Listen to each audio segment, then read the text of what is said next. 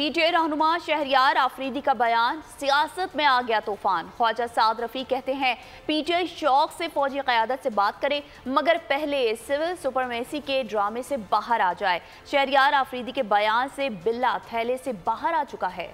एक हाथ गिरेबान और दूसरा पांव पर बानी पीटीआई का पुराना वतीरा है।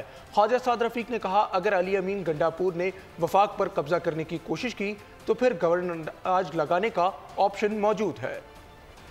पीटीआई के एक लीडर ने कहा है कि वो फौजी की आदत से बराह रास्त मुज़ाकरात करना चाहते हैं, शौक से करें। ये बिल्ली नहीं बल्कि बिल्ला थैले से बाहर आ गया। ये इमरान खान साहब का पुराना काम है। एक हाथ गिरेबान पे, दूसरा हाथ पाँव पे। पीटीआई ने धमकियां भी दी हैं, माजी में हमले भी किए। 9 मई तक बात जा पहुंची है। अब उन्हें समझ आ जानी चाहिए इमेच्योर स्टेटमेंट्स। अगर आप चढ़ाई की तरफ चलेंगे तो हालात खराब ही होंगे। गंडापुर साहब को अपना बयान वापस लेना चाहिए। जो इत्तेहादियों की हुकूमत है, किसी सूबे में गवर्नर राज लगाना चाहते हैं, ऐसी कोई सोच नहीं। सब्सक्राइब करें और बेल दबाएं ताकि कोई खबर रह न जाए।